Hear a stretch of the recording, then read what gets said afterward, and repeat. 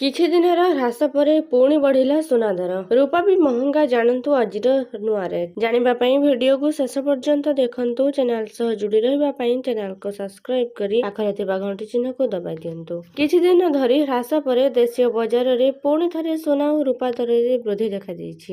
ଗତକାଲି 24 କ୍ୟାରେଟ୍ ଏବଂ 22 କ୍ୟାରେଟ୍ ସୁନାର ଦର ମୂଲ୍ୟ ବଢିଥିବା ବେଳେ ରୂପା ଦରରେ ମଧ୍ୟ ବୃଦ୍ଧି ରେକର୍ଡ ହୋଇଛି। ବିଶ୍ୱ ବଜାରରୁ ସକାରାତ୍ମକ ସଂକେତ। ଆମେରିକା ଫେଡେରାଲ ରିଜର୍ଭ ପକ୍ଷରୁ ସୁଧ ହାର ବୃଦ୍ଧିର ଆଶଙ୍କା କମିବା ଏବଂ ଆନ୍ତର୍ଜାତୀୟ ବଜାରରେ ସୁନାର ମଜବୁତ ସ୍ଥିତି ଏହାର ପ୍ରମୁଖ କାରଣ ବୋଲି ବଜାରର ବିଶେଷଜ୍ଞମାନେ କହୁଛନ୍ତି। MCXରେ ଚମକିଲା ସୁନା ଓ ରୂପା। ଶୁକ୍ରବାର ସକାଳେ ମଲ୍ଟି କମୋଡିଟି ଏକ୍ସଚେଞ୍ଜ 1.43% ବୃଦ୍ଧି ପାଇଁ ପ୍ରତି 10 ଗ୍ରାମ ପିଛା 1,48,250ରେ କାରବାର କରୁଥିଲେ। ସେହିପରି ରୂପା ଦର ପ୍ରାୟ 1.8% ବୃଦ୍ଧି ପାଇଁ ପ୍ରତି କିଲୋଗ୍ରାମ ପିଛା 2,37,570ରେ ପହଞ୍ଚିଛି। ଦେଶର ପ୍ରମୁଖ ସହରରେ ଆଜିର ସୁନା ଓ ରୂପାର ଦର।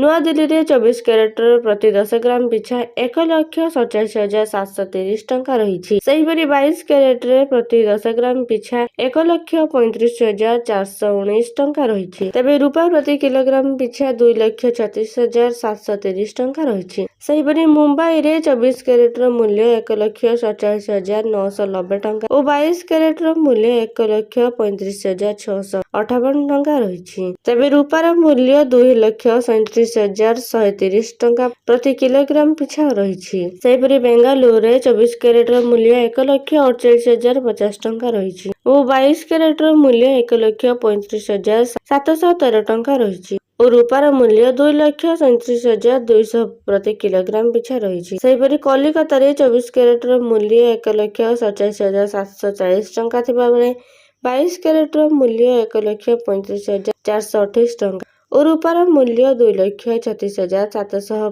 ପ୍ରତି କିଲୋଗ୍ରାମ ପିଛା ରହିଛି। ସେହିପରି ହାଇଦ୍ରାବାଦରେ 24 କ୍ୟାରେଟର ମୂଲ୍ୟ 1,48,170 ଟଙ୍କା ରହିଛି ଓ 22 କ୍ୟାରେଟର ମୂଲ୍ୟ 1,35,837 ଟଙ୍କା ରହିଛି ଓ ଚେନ୍ନାଇରେ 24 କ୍ୟାରେଟର ମୂଲ୍ୟ 1,48,360 ଟଙ୍କା ଥିବା ବେଳେ 22 କ୍ୟାରେଟର ମୂଲ୍ୟ 1,35,997 ଟଙ୍କା ରହିଛି ଓ ରୂପାର ମୂଲ୍ୟ 2,37,390 ପ୍ରତି କିଲୋଗ୍ରାମ ପିଛା ରହିଛି। ବିଶେଷଜ୍ଞଙ୍କ ମତରେ ଆମେରିକା ଫେଡେରାଲ ରିଜର୍ଭ ପକ୍ଷରୁ ସୁଧ ହାର ବୃଦ୍ଧିର ସମ୍ଭାବନା କମିବାରୁ ନିବେଶକମାନେ ପୁଣି ସୁନା ଆଡକୁ ମୁହାଁଇଛନ୍ତି।